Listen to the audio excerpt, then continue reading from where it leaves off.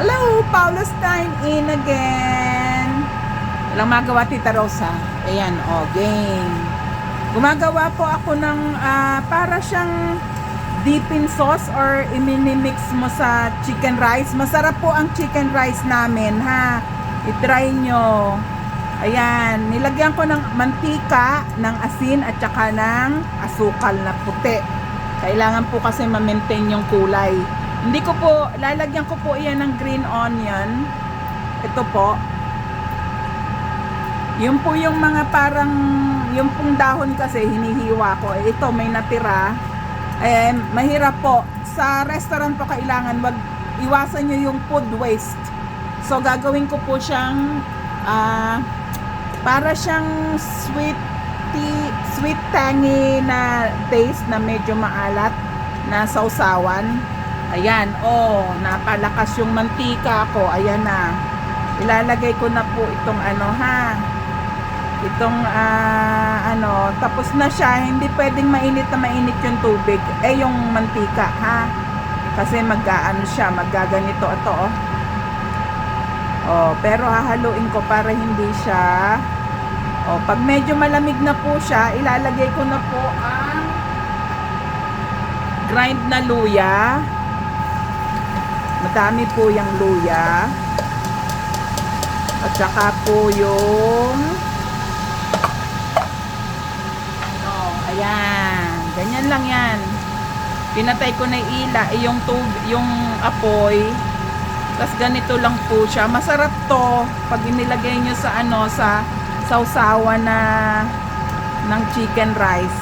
Isasama nyo siya, ha. Yung mga namumuong dudurugin nyo pa rin siya. Ayan.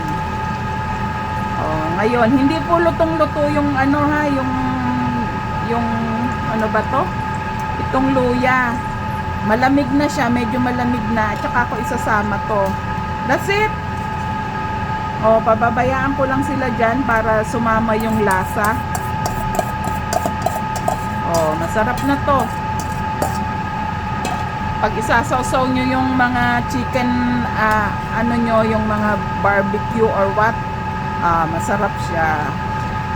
Ayan po, hindi ko na yung init. Tama na yung init na yun para mamatay lang siya. Kasi continuous pa rin ang cooking niya. Ang iniiwasan ko, mawala yung kulay ng kulay green. Pag sobrang luto po kasi, mawawala yon. Magiging transparent. Ayan, tapos na yung ganyan. Gagawin po itong parang pag kumakain ka ng chicken rice namin, yung mga masarap po yung chicken rice sa mga tiga Singapore dyan na nanonood. Alam nyo kung ano chicken rice, diba? Ano tawag dito? Diba may ganito? Pagkakain kayo, masarap. So yung mga nagtatapon po ng mga puno ng ang tawag doon yung stalk ba yon ng green onion, wag niyo pa itapon, pwede niyo gawing ganito, kasi sayang yung yung waste ba ng food. Luto na yan. Tapos lalagyan ko po ng konting sesame oil. Ayan. Para naparami yung oil ko. Pero pwede na rin po kasi masarap din yung may konting oil. Yung oil po kasi malasa na rin yan Ayan lang, kita nyo. Hindi na sayang yung pinaghiwaan nyo ng sibuyas. Na yung kulay, hindi siya nabago. Kasi hindi nyo naman siya nilutong-lutong-luto. Hindi po siya mabilis masira kasi unang-una naka-immerse po siya sa oil. So ayan po, ha. Dagdag kaalaman dito sa Paula's Dine In, 117070 11th Street Southeast po kami. Dito sa Calgary, Alberta, ha. Tandaan, marami pong mga restaurant na nagbukas at bukas na. Puntahan nyo po mga Filipino restaurant. Masasarap din po ang pagkain sa kanila, ha.